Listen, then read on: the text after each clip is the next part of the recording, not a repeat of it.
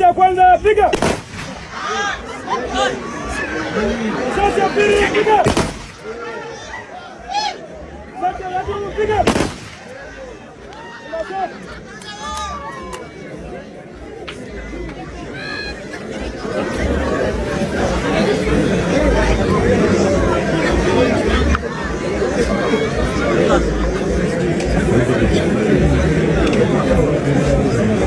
Okay, eyo yembeera eyabaddewo olunaku olwajjo mu kuziika Richard. Wabula ebintu bingi ebigenda maaso, mu bigenda maaso awaliwo bye mbadde njagala tutunuulireko. Omukulu amanyiddwa nga Frank Gashumba abadde nga avaayo n'agamba nti NUP ekolera General Museveni. Naye ate bwe yabadde mu lumba olunaku olwajjo yategeezezza nti NUP egenda maaso n'okubanga obaolyawo etta abantu ba NRM. Ne tubuuza kati ddala abakolera Museveni lwaki bandibadde ate batta aba Museveni. Mu ngeri y'emu omukyala amanyiddwa nga Grace Khan, simanyi oba naye mwana wa mugenzi, ne twamulabye mu bifaananyi ng'ayambadde eby'abagenzi. Ne neebuuza yi baabuliddwa abantu be bateekawo oba nedda. But of course olwaleero tulina full house, tulina abantu abawerako mu studio okusobola okuba nga tuttaanya ensonga ez'enjawulo, osobola okuba nga ozinnyonnyoka. Bingi bye tugenda otunuulira mu byo. Amasasi ganyoose e Masaka olunaku olwajjo era omuntu mulamba n'afiirawo. Nsonga ki? Yonna tusobodde okuba nga tubikuŋŋaanya. Robert Kyagulanyi Ssentamu bw'ati avuddeyo n'agenda mu maaso n'okuba nga ayogera obaolyawo ku bulimba obuli ku social media obugenda mu maaso n'okuba nga butebwa abakulu ab'ebyokwerinda mu ggwanga, ate nga n'emikutu egy'enjawulo gyongedde okwoleka obulimba obuli mu musango guno oba mu ttemu lino eryalabiseeko. Atuwuliriza bingi bye tugenda okuba nga twongera okwekkaanyaako. ADF oba UPDF yaggyeyo abantu 75 mbu ADF be yali yabuza, awo naffe byatutabuddemu oba yabatuwala ddi. Mu ngeri y'emu bingi ebikyagenda mu maaso naye bye tugenda otunuulyako ebyenkizo byebyo. Akansooke tunkuwe ku bantu bendi nabo. Kobzi waali tulinawo n'omukulu atukyaliddeko mu studio zaffe olunaku olwaleero. Akasooka ababuuzeeko oba tusooke tubawe ku byakola, then alyoka ababuuzeeko nga mutegedde yaani. Kale katusooke mu katambi kano. Waalaikum assalam. Salam. Kasi bagamba bati. Bwe kugamba assalamu alaikum. Wa alaikum salam. Kasi. Naam. Assalamu alaikum. Assalamu alaikum. Wa alaikum assalam. Kasi. Omusiraamu obwagala tobwagala. Kuba kuntobo ya mutima gwange mbwagala. Onsowaza mbantu abatudde wano bonna. Nja kuyiga. Ojja kuyiga? Tugenda kuyiga kusala kasi. Tuyiga kusala? Amina. Allahu Akbar. Kati kuswala? Kikasi. Naam, ati akachirita. Akachirita. Obukwe kukkiriza Katonda n'omutima gwo gwonna. Naam. Allahu Akbar. Kasi. Naam. Onongoberera tongoberera. Njakugoberera. Sembere kasi. Allahu Akbar. Wallahu Akbar. Kasi. Naam. Onongoberera tongoberera. Njakugoberera. Allahu Akbar. Allahu Akbar. Allahu Akbar. Allahu Akbar. Sami Allahu liman hamda. Sami Allahu liman hamda. Allahu Akbar.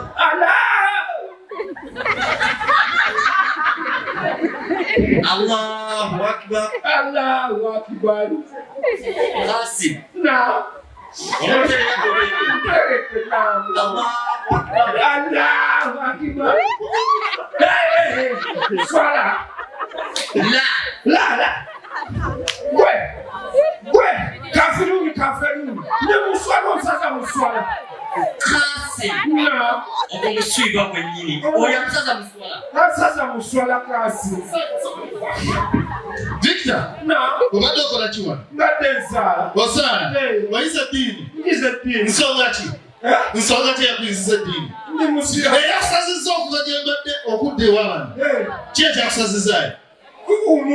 Mutima. Seko ono gw'oli naye essaawa eno. Saba gw'obadde osaaza. Omukazi amufudde okuwa kino bamututte. Baba tutajemba. Sekava ku muzikiti oli balese ebintu bamasomuwo wala kutwala yana sala. Okumusiba kwenini? Kasimu yakiriza n'omutima gwe asyamuke. Tekyo wamma nakiriza. Wakiriza. Kale kasi gwe sala bera mwebyo omukazi wa mtwala. Kutani kyakutenda bwani omukazi. Obadde ki? Balinda bamututte. Kukani bamutwala. Bwana Allah. Obadde ki Victor? Kasi. Ate tishate William no. Oba mula kasi. Chichi. Sinze kakate sawa eno. Sinze kasi. Zabikita. Mbi omukulu kasooka tubuuzeeko yennyini kabizanya katubuuze katukyaliddeko wano mu studio za DPTV Uganda ne tugamba kale katubeerewo tutaanye ensonga tukwaniriza sebo nange bwentyo nsanyuse maaso ebisige bisamba ndege era neŋŋamba nti ngobye bumale obusenzi bukeerewa weewaawo nteredde buwombo nteredde bubya obuwombo bwewunzika negolodde bwaki bwantoogo obwemmuli bukola ki bufa nnyingo okay bwetyo bwe tugenda okubanga tutambula omukulu tubabuulidde mannya okusingira ddala abasinga eryo eddoboozi n'ekifaananyi bakirabye naye nze Yusuf Kinene muzzukulu wa Ndugwa n'antwaggwa buwoomi ng'ekkuba eriva mu ffumbiro kakonge kaako kkubo bwe katakuba magenda kakuba amadda kakonge kakukubo sivaawo sigenda sigooka sigejja okitegedde sikogga omukulu ono nkakasa abasinga kumwe mumumanyi azanye movies nyingi ez'ebina Uganda alina omukutu ku YouTube channel ogumanyiddwa nga Bogawood Films osobola ochekingayo n'ogenda n'olaba ebinyuma n'ebisinga ku ebyo byolabye byonna gyebiri nzikiririzaamu ojja kuseka ofiire nayo naye ate situwagala mufe anti enjogera ebeera bwetyo waliwo kye bagamba nti twalidde ne tusindisa bigere naye tusindisizza so wenjogera mbi yagamba twalidde ne tusindisa naki na bigere okay oyo ye mukulu Kinene muganda wange Yusuf Kinene njagala tusooke tuve mu kayimba kano then twolekere amawulire ge tuleese olunaku olwaleero mukwano gwange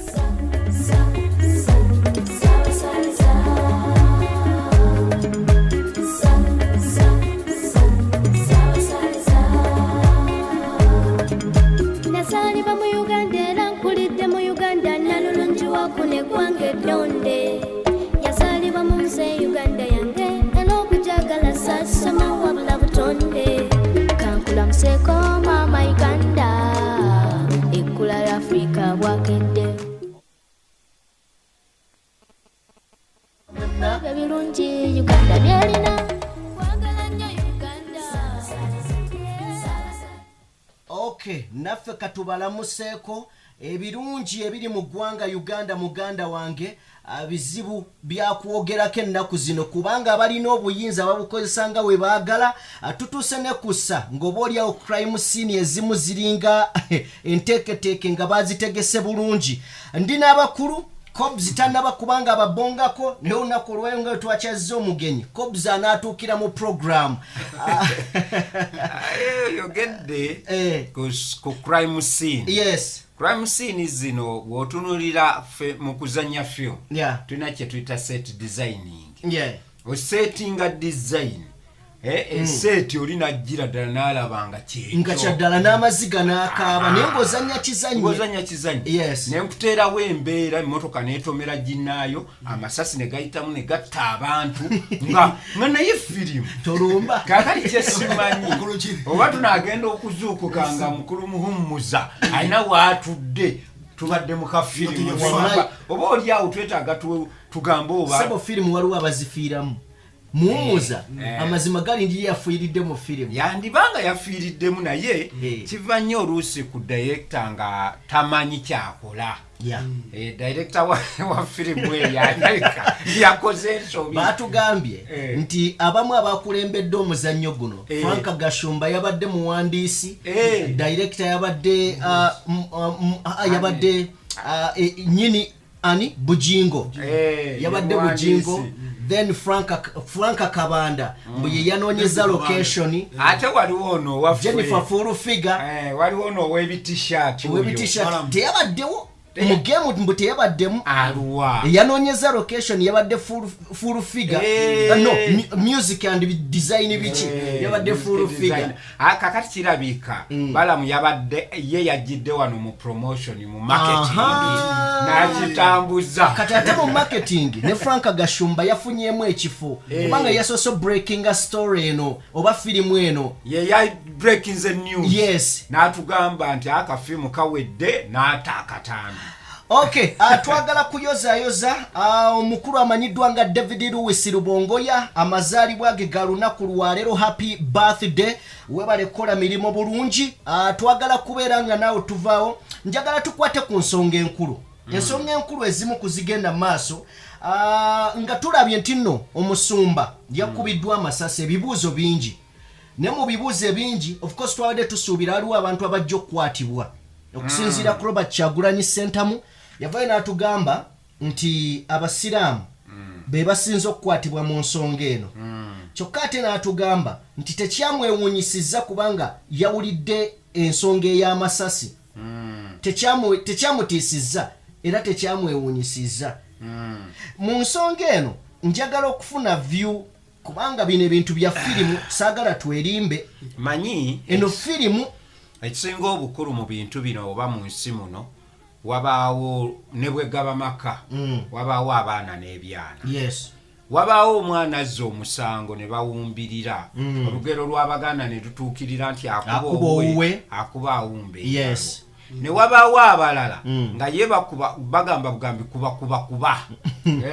kuba kibi kigwana wala naye kakati bw'otunuulira mu nsonga eno pasita waffe omulungi pasita Bujingo sajja w'amaanyi nnyo sajja ayogera y'omu ku basumba ab'amaanyi ennyo abalina enjiri empoomu egatta abantu bonna naye bw'otunuulira nenga ddala enjiri ya Bujingo egatta abantu Mwami Gashumba yagambye nti ye pasita w'abanaku kakati anti kyemutamanyi enjiri kyebayita enjiri omusajja Bobi yabayimbako kyebayita ebiwaanyi naki ekigambo enjiri kyo kisigala njiri kwa yajja n'abazinira n'omuziki n'ate ogutali gwa kyaki eyo yonna eba njiri okitegeera ye musumba eyavaayo n'agamba nti bayibuli nkyamu n'avaayo n'amala n'agamba nti empeta si nkulu naye nga ate yagirecommendinganga ku bantu n'agiteekako abantu naye bwe yatuuka akaseera ng'emusiiye n'agamba siki teina makulu era n'abeera nga ye musumba eyavaayo n'ayogera abaganda tugamba ebyomunju tebitto naye ye tetumunenya si muganda naye n'otuuka okwogera ku mukyalawo gw'omaze naye emyaka gwe mulina naye abaana kyenva gamba nti oyo ye musumba akyasinza okuba n'enjiri empoomu egatta abantu naye olw'okuba nti si muganda sense of humanity tejja ku baganda bokka anti kati egamba nti ye musumba antegedde antegeere asinga okuba n'enjiri ennungi egatta kano kebaga nti kabagezi nti ne bwe gwakagutya omwezi ne bwe gwakagutya kakiro takola ki emmotoka ya pasita Bujingo yalabise oluvannyuma mubadde mukuba nnyo ku social media emmotoka eriwa anti katwatte tugikubye cross short yali wide kane tugibaleetera mu cross short era kagamba lwakuba bwogezako okugira kakati ffe ng'abakozi ba firimu emmotoka eyo twagikutte bulungi nnyo ne tulaba amasasi we gaayise lwakuba amasasi agamu omanye essasi lino fwe tuba tukola make-up waffe essasi we liyingirira waba watono naye erifulumira waba wagazi naye bw'otunuulira obutuli buno ffe eri mu set design zaffe ofuna drill noka essasi eryo ssasi ngenda bwe tukola simanyi abakama baffe ffe tuli nze ndi mu firimu nze nyumya firimu bwe tukola kakati noddira n'otabulaawo omusaayi tukozesa oluusi food color tuna materials etugatta n'oyiwawo n'ogamba gumala ogwo gubuzeemu kakali ba critics ne baga omusaayi tegwamaze gwabadde mutono nti ne bweba nkoko guba gwe wandisinzeeko okusinziira ku bungi bw'amasasi bwe tugenda okuba omuntu mu firimu gyenjogerako ologera ku firimu ne mwongerawo omusaayi ne mwongerawo ne mukendeezaako wano ne mukola ki omuntu asobola okukkiriza nti ddala kyekyo then n'ekirala emmotoka eno munaatusonyiwa twali tukoze ensobi mu katambi akaasooka tetwabalaga cross shots zino ne muvaayo ne mukaayana nnyo tetulabye masasi we gayise okugamba kakole ki abantu kye beebuuza ekikulu ku mmotoka eno nti crime scene ekifaananyi ekyasooka okufuluma amazima amatuufu gali nti emmotoka yaliwo era kyekyafulumawuunyisa ekirala katulaba omulambo gw'omuntu mu maaso wano waliwo we twali tulaba ng'omuntu eyali adduka n'akubwa amasasi oba yali agudde wansi oba okitegeera kakati abaana kati abaana bakola posta baali bakola posta kali be mu firimu ebeera posta omulwadde yatwala emmotoka ate emmotoka omulwadde nno annyonnyola n'agamba yasimbula emmotoka ng'ajjeeko ono yali amugwiridde kakati atuuka ku rawundi asibamuko alowooza nti bagende Mr. Victor njagala ensonga eno omulwadde abo alowoozaamu anti kakati ono gwe yabadde atwala ng'ayiriitira ng'akyaliko ekiyiriitira n'ayimirira mutwale eno beeno osinga okukola sokoleke njagala awuliriza mumukubira ekifaananyi okuviira ddala emabega bakubye emmotoka amasasi kituufu ffenna tukkiriza naye emmotoka ekifaananyi kye twasooka okufuna ffenna ekiro nga kiraga already aba forensics bakoze dda crime scene ekifaananyi kyasooka okufuluma ekiro nga bamaze dda okuteekawo crime scene kyokka ate bwe bakuba amasasi ono emmotoka yali adduse nayo yagenda nayo era n'atuuka emulago n'asooka agoba ku babbi n'amala n'atwala n'agenda emulago kati ekibuzo kiri nti ate n'atuuka emulago ng'amanyi n'abula ne bamugakyuka ddayo eri kyenjagala okwebuuza ku kifaananyi kye twafuna nga tugenda gaziyawamu ekifaananyi omukulu agamba nti mukulu Gashumba nti yasooka breakinga ekyo kituufu naye njagala kati abantu obwakuwa amasasi tewaliwo bantu ekituufu kiri kati njagala tutunule bwe tuti nti omukulu bwe yatuuka emulago nze kyenjagala ekifaananyi kiveeyo kubanga ekibuuzo kyaffe kiri nti ekifaananyi ekyafuluma kyalaga nti aba forensics already baaliwo nga ne crime scene bagitegedde kati ekibuuzo kyange kiri nti bwe yadduka tewaliwo muntu n'atuuka emulago n'atuusayo mulwadde n'akomyeyo emmotoka ku crime scene ne bagiteepinga waliwo emmotoka yaliwo nga bataddewo gumu emmotoka yali emmotoka yali wala ng'akakubo kalabe naye kakali kye mugambye manyi ffeno mu firimu ng'omala okukola firimu yo ng'otuula ng'ogamba posta ngikoze ntya kubanga ebintu ebitunda firimu byonna ensibambi edibya mutere kakati olina okukola posta n'ogiteekawo bulungi nnyo kakati omukulu Gashumba ye yatuwa posta eyo posta yavaawo wa Gashumba yennyini kuba kakati awo kati awo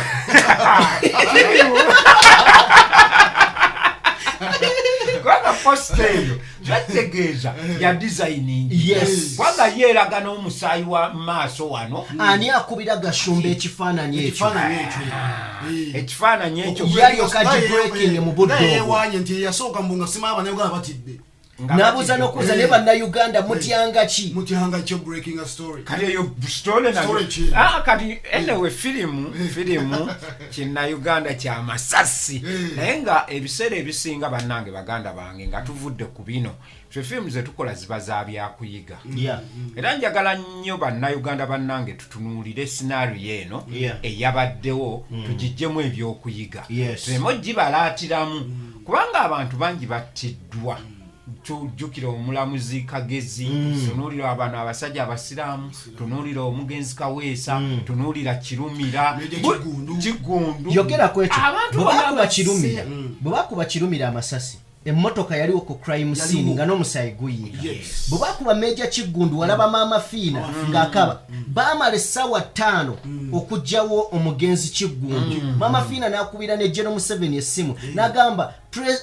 President baganya omujjawo ayina ekigambo kyeyakozesa kati ne tujja ku bantu abalala abiriga nabo obudde bwe yamalawo naye ku ono tewabadde kumala budde ye kennyini eyabadde mu mmotoka ye yeekoledde byonna kati yakoze byonna ne yeetwalira omuntu byonna naye ne twebuuza kubanga ebiseera ebisinga poliisi waliwo kyeyita okujopadizinga obujulizi okubuzaabuza obujulizi kati kitegeeza omukulu ono aba yabuzaabuzizza obujulizi omwandi eyambisiddwa poliisi naye n'olaba nga akaseera kano atambula ayinaayina talina nababyakwerinda ate ng'abanyumiza emboozi nabo ne batambulira ku eyo kati ye mu mbeera eno yawa poliisi nga bw'olaba omukulembeze waffe aliko kati ayina abawabuzi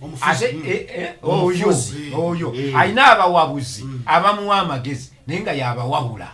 Uganda is one of the country is the only country in a president and where we have presidential advisors and it's the president to advise the advisors. Naye abasasula omusaala okwadvisinga katulaba akatambi kano ng'emmotoka erabise bingi ebyogerwa bwe tuva mu katambi kano ak'emmotoka ng'erabise then tutunuulire ku bunene bwa pasita Bugingo tutunuulire n'ebigambo bye yatugambye okukka wansi olina akantu kobadde otunyumizamuko wano nti Bugingo ye yatugambye nti yagwa bodyguard yamira amasasi ge kyokka ate n'amala n'atugamba yali abise wano awabeera yaliva n'amusukuma n'amugjawo naye ng'omusajja eyafudde mutono ku Bugingo kakiregeeza bwe kuba kwali ku shieldinga either yabuuka n'akola ki n'agwa ku Bugingo waggulu amasasi gasobole okubiwulira mu omusaayi gwe wava mwono omuntu amuguddeko naye katulaba akatambi kano bwe tuvaayo atwongerezeeko bingi awabula njagala bategeeza katsoke tuve mu katambi kano. Emmotoka y'omusumba Aloysius Bugingo tugisanze esimbiddwa mu luggya lw'ekitebe kya poliisi enoonyereza ku buzzi bw'emisango ekibuli ng'ennamba zaayo zibikiddwako ssaako oludda lwa kkono olwakubwa amasasi. Oluvannyuma abasirikale baggyeko ebiveera ne tulaba ebituli by'amasasi agatta omukuumi we Kopolo Richard Muhummuza. Amasasi agasinga gaakubibwa mu kifo kimu ekiraga nti oba oli awo omutemu teyayagala kulumya muntu mulala yenna okuggyako oyo gwe yajjirira. Munda mu mmotoka mulimu ebiba by'omusaayi ogwakalira ku mutto gw'omu maaso oguliraanye ogwa ddereeva. Omusaayi guno era gwayiikako ne wansi w'entebe eno. Omusaayi omulala era gwasammukira ku ntebe z'emabega w'omutto. Kyokka wadde ng'emmotoka eno abazigu baagikuba amasasi agasoba mu 10 endabirwamu teyayiika ekirowoozesa nti oba oli awo emmundu eyakozesebwa yali nnafu nnyo. Emmotoka eno tutegeezeddwako nti ebadde ku kitebe kya poliisi eyeekenneenya ebizibiti enaggulu ng'olwaleero lwekwasiddwa ekitongole ekinoonyereza ku misango. Bo nga directorate ya forensic bamaze okukola ogwabwe ku mmotoka bamaze okugikebera ne bakola okunoonyereza ku mmotoka okwo ne bawandika gye basobola okuwandika kati leero bawaayo oba bakwasizza mmotoka eyo ku eri ku directorate oba bakola okunoonyereza bagende mu maaso bakozese nga exhibit. Wayisa akabanga katono emmotoka eno neetwalibwa ku poliisi ya Kampala mukadde gyegenda okukuumirwa ng'okunoonyereza bwe kugenda mu maaso. Kubanga omusango eri aba Old Kampala bali kumukola ki okunoonyereza kati bateekwa okuma exhibit eyo mu poliisi ya Old Kampala. okusinziira ku mwogezi wa poliisi mu Kampala n'emiriraano Patrick Onyango okwekenneenya obutambi obwagiddwa ku kamera za poliisi enkesirala eziriraanyeewo kukyagenda mu maaso. Kati batandise okuanalyzinga kwenenya okulaba kiki kye bayinza okufuna mu butambo obwo. Wabula abakugu mu by'obutebenkevu balabudde poliisi nti mu by'okunoonyereza kwayo erowooze nnyo ku muhumu. Ku katambi ke tugenda okuzzaako nti bwe baamala okukuba bannamawulire okuddayo ku ground okumanya ki ekyagenze mu maaso ku ground twesanze nga kizibu okwogera n'abantu be twayogera nabo luli. Nga buli gw'otuukirira agamba poliisi yatuganye okuddamu n'abamu babadde beekwese bwekwesi mu mbeera eyaffe awo tugamba kimubuuza manager abuuzani banamawuze bagenza okuddayo nga buli abuuza bamugabuuza manager. On top of that netusooke tujjewo kino ekya Pastor Bujingo kyeyatugambye nze nakirabye mbulala simanyi mwakirabye nti bwe bakuba amasasi yagwa wansi kyokka mu kugwa wansi kiraga nti amasasi bagakuba kuva ku side ya passenger oba co-driver. Kakati bwe bakuba okuva eno kitegeeza amasasi gakwata bodyguard gwe twayita driver owa UPDF owa SFC byonna omukadde wa kanisa. Amasasi ago gamukubira mu kifo we yali akoze eki atudde. Kakitegeeza obuwanvu bw'omuntu bw'opima emmotoka obuwanvu bwayo bwe liba essasi lyamukuba yandigudde yandibadde tasobola kutuuka waggulu ku pasita okitegeera kubanga muntu ono emmotoka eyo ngazi nti ne bw'oba ogyebaseemu kitegeeza omutwe gwo gulina kukka wansi nsi wano oba kugenda ku lubuto wansi wano. Kati bw'aba yagenda n'amasasi agamukubiddwa kitegeeza omusaayi gwandibadde gukuyira n'entebe y'omukulu oyo n'empale ze zandibaddeko omusaayi oguvudde mu mukulu ono.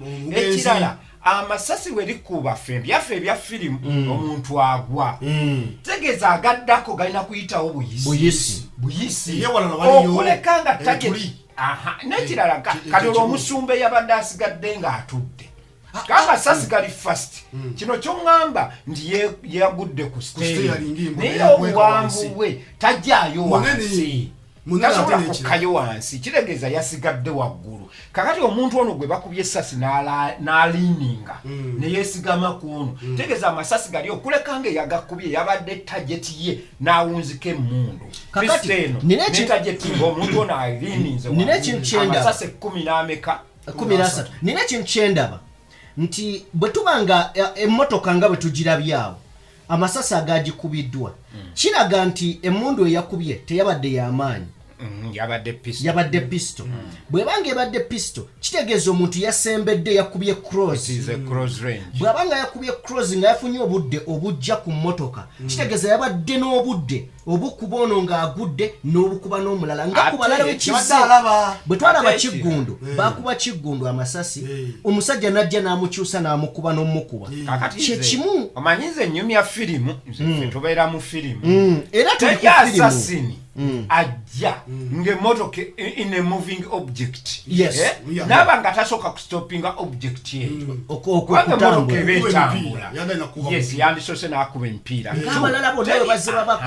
Teri assassin asobola kulekawo bujulizi nga tageti ye yabadde yakujja kuba muntu naye ng'ali mu mmotoka naye n'akola ki n'amulekawo. Kuba bwe twalaba ku ono minisita waffe ow'ebyentambula yoyo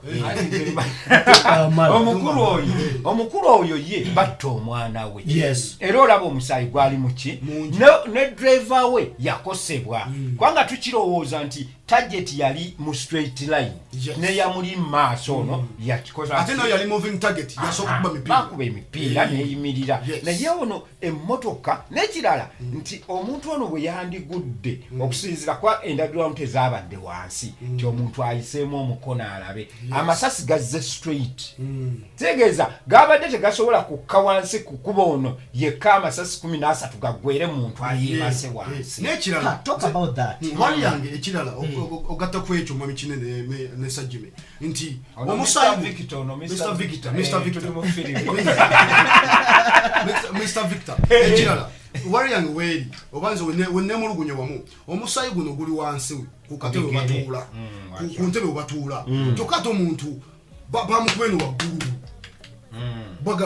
waggulu kati omusayi lwaki teguba ku kino ekintu kyesigamwa ne gubeerako waliwo wansi wokka ate kyonna kyekiri oguyinza okugira naye gwandibadde kanzijawo kano akantu nze awantu awalala wambuzaabuza obadde okinnyonnyola Mr. Victor nti bwe bakuba omuntu twasuubidde okusinziira ku bigambo bya Bujingo nti ono yafuuse shield ye naye yafuuse shield yagudde wansi yamwejjeeko atya okusobola okusimbula emmotoka yatugabye yajjewo viivi shield kitegeeza eri waggulu amuliko naye ekirala twebuuze omusajja yakubiddwa essasi kati yafuuse atya shield kubanga kyandibadde kyetutegeera mu shield ti omuntu alengedde baagala kuba mukama we n'abuuka n'amushieldinga oba ntegeera kati omusajja ono yabuuse n'ashieldinga Bujingo ng'essasi terinamukuba gonna ne galyoka gakuba Jero Katumba amala we baamukuba yagamba omukumi wange yalwanye nnyo okitegeera yalwanye nnyo ekituufu kiri nti n'abaaliwo baakakasa naye era finally boss gamukwata newankubadde yali mutendeke alwanye entalo ne yali amukuma yali mutendeke neera boss gamukwata ate era omusaayi ogwa muwala we kuba yagamba yennyini nti omusaayi gwa muwala we gwasammukira so ensonga yono naye kati kyonna kyekiri nga bwe twatandise emboozi eno twagambye eno firimu era yensonga lwaki nze ndiwo nga omukugu mu byaki mu bya firimu akatambi kano ndoza yeyinza okuba best selling movie omwaka guno mu Uganda definitely oba tunafunayo firimu ejijjawo naye ng'ekisinga okuluma oba mu byennaku byonna mbadde ndowooza kwaffe mu firimu bwe tumaliriza tulaga behind the scene n'abantu ne bajja babuuza ku bantu simanyi oba mukulu muwummuza akaseera kalituuka najja n'abuuza ku bantu muwummuza yagenze so ebintu ebisinga tugambe bakoze mistake abantu bakola ebintu ne bijjawo obulamu bw'abalala naye nga ebiri munda mu byo bintu bitono nnyo ebyandibadde bisobola okuggwa kubanga okufa okw'essasi tekuba accidental kuba planned era ffenna tumanyi wanaani ffe abazanyi ba firimu tukozesa toy guns naye ne bw'oba ogirina poliisi ekwata neekubuuza wagijjawa naye ng'erabira ddala nti eyo toy gun kakitegeeza ani alina obuyinza ku mundu gavumenti ani ate mundu eya pisto temala gabeerwa nayo kwani omusirikale owa bulijjo taba na pisto nange nsobola ogifuna pisto naye ngenze nenfuna layisinsi yayo ate era kisinziira lwaki njeetaaga kyeŋŋamba ku level ki ku musirikale owa bulijjo era pisto ena ranka kwetandikira musonyiwa bazzaako katono emabega njagala katono nnyo abatuwuliriza njagala ombuulire ku bigambo bya Pastor Bujingo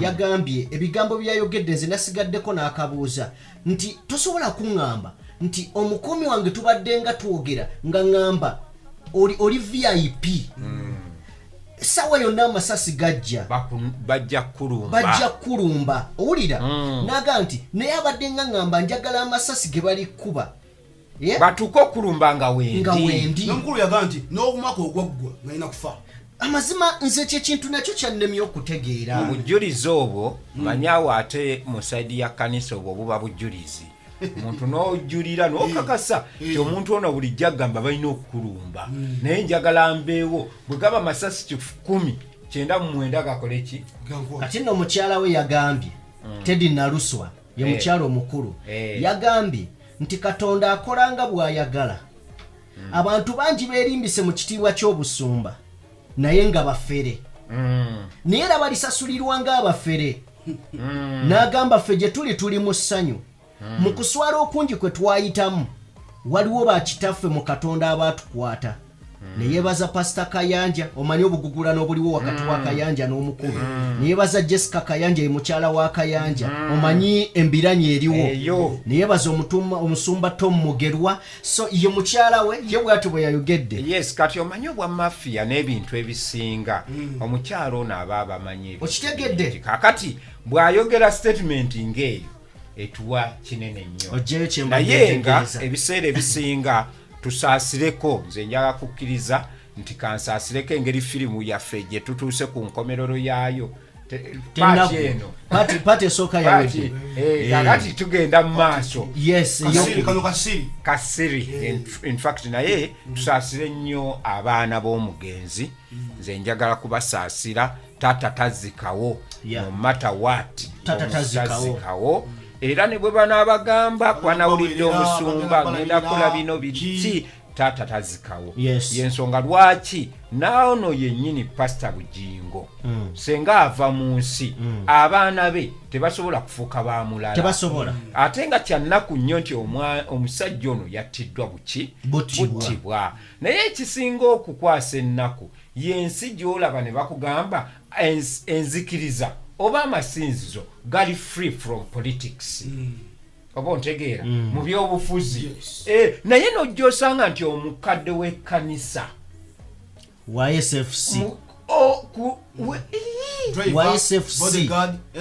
yes kagaba kibategeeza endiga ezisabira eyo zetunulemu betunulemu wabwe kiwanga ono omukulu ali mu house project era ebintu byonna bitambulire najja kusanga ng'ono omukadde w'ekkanisa ate atambula ali ku lusegere nnyo ne makula oyinza n'okusanga nga makula is a project nga bwe mulaba naava n'abagesa eyakwata lukwa sebaana sebagala n'abagesera n'agenda mu bufumbo ne bagenda bajakala n'amaliza ng'omusajja amukubye emabega waki naye noono omukazi waba badde balinnya mu kimu nnyo n'omukulu oyo era abamu bagamba n'obutambi bwavuddeyo nti omugenzi ne makula babadde bakkanya nnyo ne ku mikolo egimu omukulu watabadde babadde bajatendinga babikirira n'olw'ensonga eyo tusaasire nnyo famire tusaasire nnyo ensi yaffe okusingira ddala tusaasire era nga bakugamba Uganda teri ali safe tewali ali katulabe akatambi kano bwe tuvaayo tuyingire Masaka abaffe Masaka ebintu byatabuse amasasi gavuze n'ebirala bingi mulimu abafudde katujje omukiro ky'olwokubiri lwa sabbiiti eno omusumba Aloysius Bugingo lwe yakolebwako obulumbaganyi omwafiire omukuumi we Richard Muwummuza wazze wabaawo ebibuuzo bingi ku ttemu lino eryakolebwa okuyita mu bantu ssekinnoomu ne ku mikutu emigatta bantu ku kiki ekituufu ekyaliwo nafunye ekyekango bizinesi nagisuddewo naye banduute n'okuututta nga tuzzeeyo enkeera waalwo okwogerako n'abatuuze okutubuulira ku kituufu kye baalaba abatuuze Terefayina be yayogerako n'ab'eggulu limu bwe baalaba kamera zaffe baatutegeeza nti baali bakomeddwako poliisi okwogera bye baali balabye awo ne basigala kutusongerawo busongezi n'abandi okutunyumiza nga beekwese mu bikomera olw'okuba nti obulumbaganyi buno bwakolebwa Namuŋŋoona twatanduludde ku bigere yogayoga ku poliisi y'omu kitundu era nabo ne batujuliza poliisi ya Kampala mukadde ate nayo neetujuliza poliisi y'e Naggulu kubanga yeevunaanyizibwa ku kwogera ku butemu ekika kino obuba buguddewo mu ggwanga kyokka we bwazibidde eggulo ng'ebibuuzo bikyeyongera naddala eby'emmotoka eyatuusibwako obulabe kubanga obutemu obulala bwonna obuzze bukolebwa omufiira abantu poliisi ezze eraga emmotoka zino n'okunnyonnyola eggwanga obutemu engeri gye buba bukoleddwa kati olwaleero omwangu ayinza okugamba nti poliisi akazito k'abantu okubanja emmotoka y'omusumba Bugingo kagiyitiriddeko anti ku ssaawa 6 ez'omuttuntu emmotoka ya Bugingo ereeteddwa ku kitebe kya poliisi ekinoonyereza ku buzzi bw'emisango ekibuli era neeragibwa bannamawulire okusinziira ku mwogezi wa poliisi mu Kampala n'emiriraano Patrick Onyango bamaliriza okukuŋŋaanya obutambi ku nguudo yonna omusumba Bugingo gye yatambulira obugenda okugiyambako okuzuula ekituufu ku byaliwo n'okunoonya abatemu abakugu baffe abakola ku ICT jo basobodde okufuna obutambi bwa kamera nkesi mu luguudo Pastor Bugingo ne munne gye bakozesa ku lunaku olwo paka ku kifo kye babakubidde kati batandise okuanalyzinga kwenenya okulaba kiki kye bayinza okufuna mu butambo obwo. Ekyokubiri Directorate ya Forensic ya Police naye abakugu abasawo babakwasizza amasasi bwe bajje ku mulambo doing further analysis okulaba nti oba amasasi ago waliwo omundo gye bakozesa edda sometime back oba waliwo akakwate ku mundo gye tuteera nnyo okola ki okulaba. Kitegeerekese nti omusumba Bugingo amaliriza okugibwako statement era n'emmotoka poliisi esuubira okugyeyambisa ng'ekizibiti singa abatemu banaba bamaze okubagwa mu buufu. Bo nga Directorate ya Forensic bamaze okukola ogwabwe ku mmotoka bamaze okugikebera ne bakola okunoonyereza ku mmotoka okwo ne bawandika gye basobodde okuwandika kati leero bawaayo oba bakwasizza mmotoka eyo eri ku Directorate oba bakola okunoonyereza bagende mu maaso bakozese nga exhibit naye ogwabwe nga forensic bamaze okukola ki bagimaze okukola okunoonyereza ku mmotoka eyo kati ebidiridde bya CID. Oluvannyuma emmotoka eno ejjiddwa ekibuli n'etwalibwa ku poliisi ya Old Kampala kubanga yeetwala ekitundu obutemu mwe bwakolebwa. Okay, kale katweyongereyo ako ke katambi akabaddewo nga bannamawulire bagenze ku ground okugezaako okulaba ki ekigenda mu maaso baddemu beebuuze ku bantu abayogera luli teri yayogedde ekyo kikulaga obujulizi bagamba buuza manager obujulizi manager babuuza manager yaani teri amanyi manager Mr. Above kali manager. Okay, so banaye olunaku olw'eggulo amasasi gavuze mu kibuga wakati Masaka era okumaliriza ng'omuntu omu ataabibaddemu afiiriddewo. Wano wabaddewo okugobagana kw'aba ababbi. Poliisi bwe yabadde bagoba yakubye omuntu n'afiirawo. Kyokka yafiiriddewo yabadde wa taxi nga tabirinamu. Poliisi ye yakubye. Poliisi ye yakubye. Si babbi. Kati poliisi ntemu oba ekwasisa amateeka. Okuuma abantu n'ebyabwe. Kakati awo simanyi oba baakuumye omuntu n'ebibye. Naye ekibuuzo kiri nti kyenjagala twebuuze. Poliisi bw'eba egoba omubbi kitegeeza masasi. Olw'eba ekuumye omuntu n'ebyayo. Ate era ekirala ky'oba omanya ffe mu firimu zaffe bwe tuba tuzannya essasi eryagala okuyimiriza omubbi adduka libeera mu bbanga. Sinakya firimu n'ekyaddala bakuba amasasi abiri. Kati ebyaddala nze tetubimanyi. Ebyaddala nze ekyo nkimanyi. Oli musirikale? Nkimanyi. Nze nkimanyi kuba mu bbanga nti okuba amasasi abiri warning shot warning bullets okuba ayirimu n'eryokubiri omuntu bw'agaana eryo amasasi abiri kitegeeza si mwetegefu kudiringa na poliisi era si mwetegefu kuwuliriza ekiddako basobola omukuba kulemaza. So kati wano poliisi yakulemesa kakati kiba kitegeeza ti poliisi eno yabaddemu n'obulagajjavu mu kupima tageti mukola emirimu gyayo ne bwe twandigambye nti libadde accidento nga libadde li aiminga kulemaza owa taxi yandibadde alemala bulemaza kyoba oli awo yagudde mu ssasi lyoli naye bwe liba lyamukubye ne limuta kitegeeza lyakubye mu positioni etalemaza wabula point kiba kitegeeza nawo tebalina n'oli gwe babadde bagoba ndowooza babadde baluubirira ku mutto omanyi ekisinga obukulu mu nsi muno oba mu mateeka ga Uganda teriiyo akkirizibwa kusalira munne musango. Kiri wonna mu constitution kakati kiba tokkirizibwa kuggyawo bulamu bwa muntu mukwate omutwale mu mbuga z'amateeka mu kooti n'ebirala. Anyone is innocent until proven guilty. kakati bano babadde babbi nga badduka poliisi nettomu owa taxi. Yes. Kati yo poliisi egamba kintu tennabafulumya report mutusaasire tennabafulumya report tennabakubaako kyeyogera yagituddemu. So kale ebyo bye biri mu kibuga Masaka.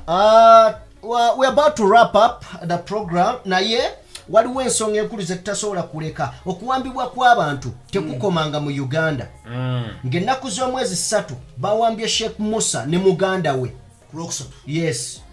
Bawambye Sheikh Musa ne muganda we. Era abantu babadde batandise okugamba bayinza okugamba nti be bamu kubekuusa kukulumbaganya bayinza okumala nga batugamba nti bano bakwatiddwa nga bateeberezebwa.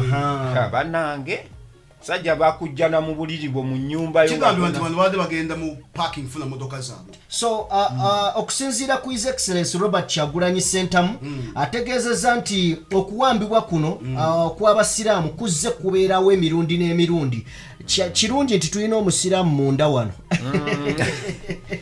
leero akuba yayogerera mu firimu naye kale Bobi Wine agamba nti kino kizze kibeerawo emirundi n'emirundi ng'abasiraamu bawambibwa. Kati bano babajje mutundwe babadde mutundwe ne bawambibwa abasajja ab'ebyokwerinda nga bakutte emmundu ne babayingiza mu drone eyabadde wenyuka obuweewo okutuuka olunaku olwaleero tebaliiwo tebamanyiddwa nawwa gye bali. Amanye ensi yaffe enzibu tulina Prime Minister waffe emabegako wali yawa obujulizi n'agamba abantu abo bali mu mikono gy'ababyokwerinda Robina Nabbanja. Kaakati ekiseera bwe kituuse nga bababuuza baluwa ate n'atuuka n'agamba tetubakola ki tetubalina. Era embeera y'ensi yaffe yerimu abantu ng'agalagala n'emmundu ali mu leeya tali mu uniform nga n'emmotoka ewamba omuntu nayo ya namba za bulijjo private numbers watumanya at least enamba za government. Kakati okutyoboola amateeka okwenkaniddeawo oba watugamba omusirikale waabeera mu uniform era n'ozitulambikira kuba ziba mu mateeka zibeera gazetted. Era nze bw'onsanga nyambadde ekintu ekyo ekyefaananyiza gazetted uniform Mr. Victor. Kakati gwe n'oddira omuntu nga mulina n'amamotoka bwe muba temulina kyemubuzaabuza lwaki temuleeta emmotoka era eya poliisi era neekwata omuntu oyo abantu ne bamanya nti na poliisi yemututte ne bamanya namba z'abasirikale abamututte okufolowinga. Kyembadde njagala okugamba wano mu Uganda ebintu bye tulina basindika abasirikale tuzze tubiraba emirundi n'emirundi. Omusirikale bwe baba bajja tugeze mu riots ezize zibeerawo abasirikale basooka kujjako mannya gaabwe n'amayinja bw'abanga ayina amayinja najja nakwata ng'ataddeko akakookolo nga ne bw'onooloopa bajjaga kituufu yabadde mu ngoye za UPDF naye tukyamunoonya tukyagezako ku identifyinga yaani. Teri kiruma ng'akatambi akafulumizibwa kukutta kw'abantu okwaliwo ku luli 18 ne 19 abasajja abazungu ne bakola documentary yes eyali ejjayo obulungi omanyi ffe wane ya BBC yes ffe wane waffe ebikola babirina naye batulagako bye bali limited n'okuba nabyo basobola y'ensonga lwaki basobola okulaga kamera z'okukuba nga zikulaga bakasimu kitegezeera n'ebyo baba babirina naye oba olyawo babisigazaayo ne batabituwa naye abasajja ne bakuleetera ennamba y'emmotoka ne bakuleetera omukazi bwe yattibwa naye era nga gwokyawakana batugamba akatambi akukoyogerako BBC yatulaga bulungi akatambi emmotoka namba 12 ekitegeera namba 17 bwe baali babuuza abakulu bano bagamba emmotoka tebagimanyi mu bitongole by'ebyokwerinda.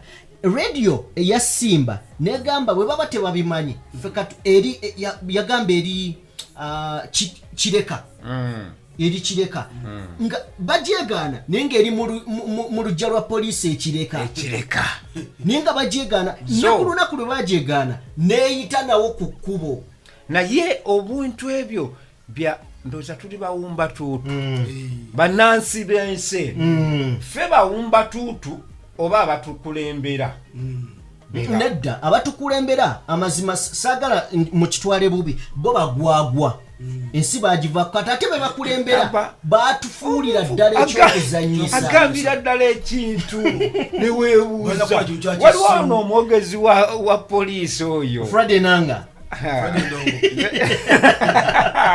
omukulu oyo wakiwumula ekyemirembe akyali mulamu naye ebiseera ebisinga ati omuntu bw'okola ennyo n'okoowa olina okuwummula kati owummula ekiro ne weebaka awummule bulungi era awummule emirembe naye ebintu ebimu bye bakola abantu baba bazanyira mu bulamu bw'abantu waliwo omukulembeze omu nze saaganya okwogera mannya naye yali mu mulembe gwa Idi Amin Dada nga ekkomera lyeruzira funda nga ne wabaawo abasibe abaaliyo nga bagamba bannange embeera mbi eri eno mutongoseeko kino naye nga baga byebyo bimala kiki mwagala ki naye bwe baamuteekayo okumala emyaka ate n'alaajana ye muntu y'omu eyalaajana so ebiseera ebisinga oyinza okuba nga ffe tugamba nti bw'oba ogoba musajja munno olekamu agakuza sebaddukanya basibe naye embiro kwakoze eki omanyi ojja n'obeera awo n'ogamba ngenda biddusa mayiro 3 olwaleero naye bisobola okudduka byokka bizidduka 3 naawe zodduka kale bannange waliwo nowano ebisinga abasiraamu bakyawambibwa nga babakuusa ku buntuntu buno obwa ADF bino nabiri naye ebiseera ebisinga wabaawo oluusi bye baba baagala okubuzaabuza oba oli awo bano abantu akatambi tekakwataganye mu tayimingi ng'oba oli awo babadde bano balina okukwatibwa nga n'erinsidensi yabaddewo bagatte bulungi yabaddewo nga 2 ne babakwata nga 3 naye ndowooza baatidde engeri wano ebigambo gye byakyusekyuse ne batya okugamba nti bano betusuubiriza so ejje lya UPDF omwogezi wali amanyiddwa nga Felix Kraije yavuddeyo n'atubulira obuwanguzi bwe batuuseeko banunudde bannayuganda ababadde mu buwambe mu mikono gya ADF abantu 75 kubbo kwabaddeko abaana abato 45 bano babanunudde era ne bagamba twatuuse ku buwanguzi n'aba ADF tujja batuula ku nfeete naye akulira ADF gwe batugamba ye Jamiru mukulu ali wano mu Uganda bamukwata ali mu kkomera newe baba bamuwozesa ali mu kooti za bulijjo okitegeera si za maje naye Olivia Lutaya eyakwatibwa olw'okwambala akakofiira ka Nuupu awozesebwa mu kooti y'amaje okitegedde kakati wano mu kibuuzo kye njagala tutunuulire ADF aba UPDF banunudde bannayuganda naye ddi lwe bagenda okukwata aba ADF kuba buli lukya bakola obulumbaganyi mu Uganda ne tebakwata aba ADF mukama waabwe gwe tugamba nti bamukwata top general waabwe ali mu kkomera ne mu kooti awoleza mu kooti za bulijjo kati ddala oyo muyeekera nze nabagambye nti abakufe be bakulembera tulina kye tuli oba naffe tuli mu film tuyinza okugamba naye ndowooza oba buyinza okukyenkya netuzuukuka natuli mu birooto fantasy world natuli awo naye nga mwebale nnyo munansonyiwa nze nange nina akansiiwa njaga kukulisaayo bantu mu lubiri mwebale abaabadde mu lubiri naye ne twebuuza kaabadde kakodyo ki kawaanyi ki mukulu Abitex ne ttiimu yo okubeera nti omutanda alabikako emisana nga tuteekateeka eggulo limu ate ku lunaku lw'omukolo omutanda n'atakola ki n'atalabikako mulimu ebintu ebimu omanyi osobola okusiruwaza abantu ebbanga erisinga obunene naye tosobola basiruwaza ebbanga lyonna nti ebintu bino tuzze ne tulimbika nnyo Ssaabasajja mu nsonga ezitamukwatako ne twagala omukozesa ssente ezidda mu nsawo zaffe ebintu bino bw'obyogerako ku sayidi emu bakugamba olabye beene mukamwa naye ku mulundi guno n'engeri naye gy'ataalabiseeko eri bantu be twebuuze ddala lwaki lwaki nze nno nandirowoozezza Ssaabasajja Beene ayina ensimbi ze ezimumala ayina ebyetaagisa ne bwe buba Buganda okumuyimirizaawo nga tebamutobese mu bintu bya kisiru ng'ebyo kumuleeta mu buzanyozannyo gino emizannyo gye bateekawo ejja eyateero kudduka misinde Beene najja abantu ne bayoola omutitimbe gw'ensimbi ne batwala ne bekkusa naye nga berimbise mu kitiibwa kya Buganda Beene kati nno ekyo nno kiteeka kabaka waffe mu matiga yes ne tumuteeka mu ntata kuba kati olwaleero tukimanyi bulungi ne bwe kiba kivulu ne balanga omuyimbi ajje n'atajja abantu bakuba obucupa bamenya ebintu kati watyanga abantu boonoonya ebintu olw'okuba omutanda takoze eki kifaananyi kya Buganda kyekifa kifaananyi kikyobwawa so munansonyiwa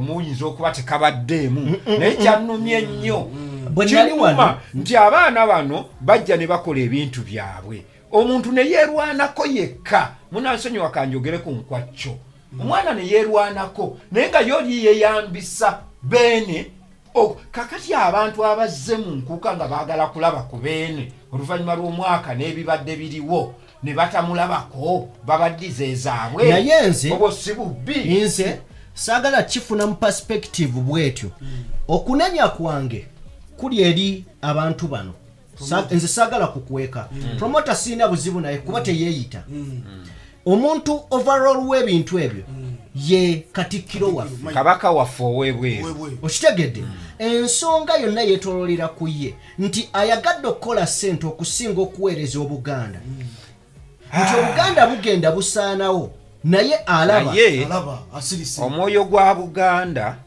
ogwaliwo guweddewo abantu baluzizeho omwoyo gwa Buganda mu mulembe guno ogwa Katikkiro ono guweddewo nze nali Makerere ow'ekitiibwa oyo nga atukumaakuma mu nkuba za Mbogo naye nga buli mukolo gwabanga Emmengo nga nkuba za Mbogo okuva mu universities ne institutions ez'enjawulo nga baweebwa enkizo era nkuba za Mbogo zaazaala abakulembeze bangi naye essaawa eno nkuba za Mbogo tezikyamanyiddwa gye ziri ne bw'ojja ng'agwe ssentebe wa nkuba za Mbogo ne bwe Makerere University otuuka mu nsonga ezisinga ng'oggalirwa ebweru naye ng'ate gino z'empagi gye tuva wansi so tutunuulidde ku mulembe guno teriyo munnabyabufuzi teriyo mukulembeze ameruse kuva waggulu wantu awo so ow'ekitiibwa Katikkiro waffe Peter Mayiga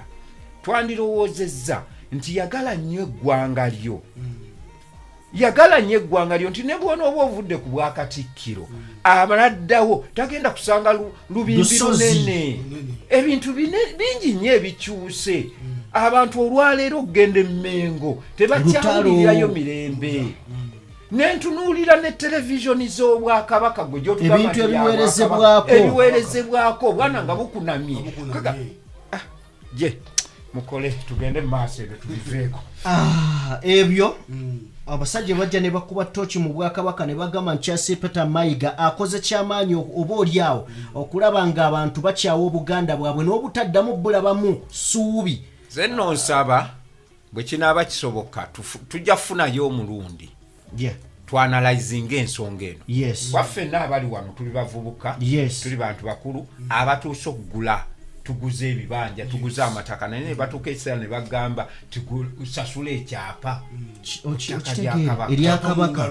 kyapa mu ngalo kati olwo tunaaba akyali kabaka waffe oba abalandiroodi ensonga etugenda gifunira olunaku tugyongereko ensonga gye njagala tusembyeyo yeya Andrew Kyamagero yavuddeyo n'atunula ku bintu ebyaliwo ebibaddewo okuviira ddala lwe bakwata Bobi Wine ku kisaawe Entebbe n'agamba nti abantu baalaba okukwata Bobi Wine ne bakitwala ng'ekyomuzannyo naye ekyo ng'oggyeko nti international community zakitunula ne zimanya democracy taliwo mu Uganda kiriflectinga ne ku kijja mu 2026 nti omusirikale olaba tatya ku kisaawe okwatirawo omuntu anaatya mu 2026 okola violence yenna gwawulira ayagala ekyo kyo ekyamazima weebuuze ekyo kyekyamazima kuba gye tulaga wabi nti tutunuulira airport kyandibadde ekifo ekiri international ekiri kwegawe twandigambyeko abantu bakwatibwe ku nsonyi wakiri amala okufuluma airport agenda eri naye ne bamukabira ku nnyonyi kuli wenyini mu nnyonyi nga naali mu nnyonyi baagala omuno nayo kaakati oyo ye mukulembeze w'oludda oluvuganya ki gavumenti kakati ffe olwo abantu ba bulijjo bawana yinki tuli luddawa era kyova olaba oluusi tugamba abantu babagamba mwebeereremu oyinza okulowooza toli mu byabufuzi tebikukwatako naye bijja kukwatako ku mpaka ekintu ekyo kinnuma oli omuntu agamba nze siri mu byabufuzi naye nga weetooloddwa byabufuzi gwe kennyini oli byabufuzi kubanga gwe asset gwe property bali tebeyambisa ate gwe olina akalulu senga ensi eno ebeera teriimu bantu tesobola kuba na mukulembeze naye mwe abantu mwe byabufuzi byennyini bamanyi bagamba bazanya byabufuzi kitegeeza mwempiki mwenje waliwo ekintu nze nganze oluusi kyembuzaabuza sijjaga nti sikitegeera bagamba oli bwakubuuza what is government okinyonyola otya mwe bantu government is mwe bantu si ekyo kakati ate lwaki ogamba nti nno nze siri mu byabufuzi kuba kwebuzaabuza ng'afukaana aba omanyi bw'aba anaaba agagatta gonna kasita naaba kati bwegaba nga ne gano mazzi ganaabe naaba gano gokola ki gebakwebuzaabuza naye ndowooza bannansi b'ensi eno Uganda ekisinga obukulu mu byonna kwebeereramu eyo statement nene nnyo ekigambo kwebeereramu kikulu nnyo gwe kennyini weefeeko weerwaniko senga ffenna tuneebeereramu oba olyawo tujja kumaliza ng'eggwanga lyonna lyebeereddemu tubeebaza mubadde bawuliriza balungi okuva gye twatandikidde mwebale tugumiikiriza ne mutuwa akadde mwebale nnyo mwebalire ddala tubadde tutambula ne Sheikh Ashraf omusomi wa dduwa munoonyeeko gw'alina ebizibu ebyenjawulo atalina bizibu tokubawulira nga bikutuddemu munoonyeeko ku nnamba y'essimu esembyayo 11 asobole okubeera ng'akutaasa mbadde ne muganda wange Cobbs kwossa director Kinene Yusuf leero tutambulidde mu firimu naye nga njagala nnyo okwebaza ku bantu baffe abatuwagidde kyano yaffe ekola bulungi eya Bugaud Films kafiimu akatubagiro kakoze bulungi kafiimu kakasaale mwakalaba so kakati tulinayo akapya ke tubaleetera twakayise wakayima ne wango ulinde profesa mu wakayima naye Mr. Victor lwaki tozanyeyo ka filmu aka Bujingo iyo filmu yawedde eyo yawedde naye kirala mpozi kyensaba abalabi baffe abalungi abawagizi baffe mbasabamu bwe muba mulaba filmu zino mubikule peegi zaazo kwa wano we tuli mu ggwanga waliwo bye tutasobola kuzanya ekyo kituufu kubireka kumu naye nkusaba bw'oba olaba gezaako kukyusa akatambi okabikuli tokakomya kungulu bikula nkusaba bikula naye bwekaba katuubagiro genda okalabe naye bikulako saidi kubanga ffe nga ba artist sikubawo bukubi naye ng'ate wabaawo era n'ensonga zino jja ziraba ng'ezigenda mu maaso mu ggwanga namukatuubagiro mweziri mpozi ekyo ekigambo abantu omanyi ennaku zino waliwo ebigambo ebigunjiddwawo ebipya nti balaye bw'oba olaba tonyumirwa bunyumirwa ebintu ebimu byabagezi bokka kati beera mu bagezi bw'oba olaba muvi nga eyo gye twogeddeko akatuubagiro gwe ebirowoozo byo bitwaleko waggulu labanga bw'okuba akafaananyi kati wano mu njogera ennyangu omusumba Bujingo ali mu katuubagiro kennyini atuubagidde filimu namba yeeyo ali mu katuubagiro bamyusa amaaso batuubagidde omupiira bagukyusa kati bagutunuza mu NUP kale mubeere bulungi tusaba Katonda nnyini byonna abatukuumire babale tugoberera enkwata ya Bobi Wine this year okumujja ku kisaawe omutwala ewaka kikusiigira ekifaananyi 2026 nti they are not going to be the usual elections we go for. Nti kamera etunudde mu munnamagye n'agamba ngenda kukola kyenkola okufana obutanyagwa gye tulaga ekyo kye baakola ng'ensi eraba nti baagala n'okukwata ba honorable MPs abamu nga bali ku nnyonyi nga tebannatachinga down ku tamaka kikulaga 2026 buli omu wenywezi. It's not going to be the usual elections zino ze mumanyi ezammwe eza kuseeyeeya. No, it's going to be different. So should the people be worried or they should ready themselves? Be prepared. Yes, it's going to be tough. And you've seen it already. Babalazeko obonero omulagwa temwagala kulaba. Na Uganda we are very gullible people. We take things light, we take things so easy. We think every time and again we should join hands and sing kumbaya. No, it's not going to happen. Kana akaluka 2026 nti yera stirap. Wadde odduseko kulire. Nodduka n'owooli akati. Kati eno laapu gye tugendamu ya 2026. Gwe bawa akati yatuwanguza oba yatusembya.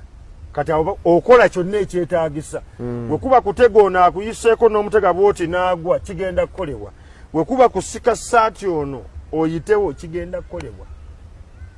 Bwe tulagaawo. Ebintu nga si bya muniino byali baddeko by'ebyomuniino. Kyoyogedde ate kifa abamu kitutiisizza butiisa. Sikutiisa. Tugamba sikutiisa naye nkulaga kifaananyi. Tuli bannamagye mwabatunuzanga mu kamera ne basyayingawe. Kati bajjako amannya gaabwe ne bambala obukokolo bw'abakomando n'abakibooko ng'ensi eraba. Nga tomanya ani ankubye. Anti uniform teraga. Just ka flag kalaga wa Uganda. Kitegeeza ne bw'oliropa omusango bagamba naffe tukyagezaako ku identifying ani munnamagye eki yakola ekintu bwe kityo. Post election gundi ezo. Investigations biki ebyo. We can see yes is a UPDF officer but he could be masquerading. Someone else could have worn a uniform of UPDF but that is not ours. Ours have names denga bagajjeko. Kikuwa okulaba intentionally. Wow. So, but that's what happened to Alaba. The argument was, did the guy touch down or Baba touching down? He touched down. He actually touched down. Yarinya wansi. Never mu peeking. Nina kantu koyogedde nezijukiramu nti by the way izo kuba oli mutuufu. Olwali okulinya we pop! Omusajja yakanda buuza bibuuzo. Where are you taking me? Who are you going? Where airport? Tebamulindidde eno nti afuluma kisaawe. MP Onyeko. Bwe bayagala omukwata yadduka dda ku nnyonyi. Kuba ye yali akimanyi. Bamanyi amateeka. Mumulowooza abalenzi bano bafala. They know the law.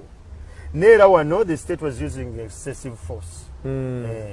Kikusiigira ekifaananyi okulaba ekijja kubanga yo state ejja kugamba tetwagala buvuyo okutabula bantu twakategwa nga twakava mu covid, the economy is just coming back, you want to mess up people. No, kwata ono Museko Express bagiggala okuva kubayita paka ebusega nga bobukabe baliko naffe bannamawulire ne batusongamu emmundu gisimbule. Kasajja genda ku Facebook yange ojjalaba video gyeri eri live gwemanye ekyali wali. Omusajja yaliteeka mu kyemba naga nti gwe bw'oba oli w'amaanyi simbula nene tukalakala ne tugivuga ne tusanga endala awo kalero ne tugiyingira convoy tutuuka empereerwa awo ne bagamba kyamagerodde ebbali ne ŋŋamba omusajja njagala footage oyo n'aŋŋamba dde ebbali akasajja kaakayo ne kanteekako emmundu ku mutwe ne kaŋŋamba kyamagero weeyita ki ne mugamba I'm just doing my job.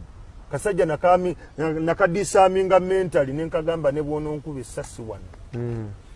UPDF tejja kudefendinga bino si bakusomesa nkola mulimu gwange sirina gwe nnomiza sirina gwe nkubi. I'm just following this car.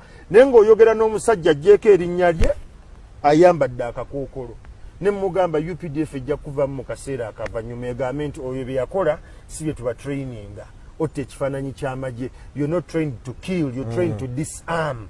You're not disarming me. You want to kill me because you nayogera ebigambo wali. Ne kaŋŋamba aya kagamba wacha wende wacha no proceed ate ne proceeding and bagamba temweyongere mu parking ebbali. So it was a clear glaring picture of what is coming in 2026. Don't think the coming elections are going to be easy. Kigenda kuba kikaluba ne bampuuga ne badde balemerako eno mu parliament tebaagala president ene esigalewo nti abantu babula ne tutabalwanirira because bamanyi era mpuuga njagala omwebaza nnyo n'abalala abo balemeddeko because bamanyi waliwo ekijja kati ekijja bwe kituuka nga tulina president nti twateekako parliament ku nninga neetuwa either amagufa g'abaafa oba neetulaga ripooti nti bano baafiira wano. You should not leave a president nti abantu babuzibwa they were abducted ne bagenda ne prime minister n'agamba nti gundi tumulina ate n'atuka nga tetumulaba waali. You give a president nti ne bw'ojja mu kalulu akaddako ne bagamba nti abantu era babuze. You don't have a president kwotandikira bagamba balwe babula mwakola ki tewali kati wano mpuuga bye bakutte wano kyebanyiga bakimanyi tebaagala kulekawo mukulu so fakati abalabisa amaaso tugamba mpuuga wakite twali tugamba wakite baddayo so bo balina kye bakola anti kati mwe politics gwe muliko gwe bayita kumanyoko politics era you have to be technical and strategic sometimes. Bobeera oli mu politics okwesa abantu amabali extreme ba fanatics n'okwesa ba moderates then nobeera ne ba liberals abantu the thinkers who think bo balowooza ne bakikasuka eno wansi mwe ne mudduka nakyo byebyo. Mwaka guno ebyobufuzi nabivaako wadde obyogerako tubyogeddeko tekunakuggwako but that's a story for another day.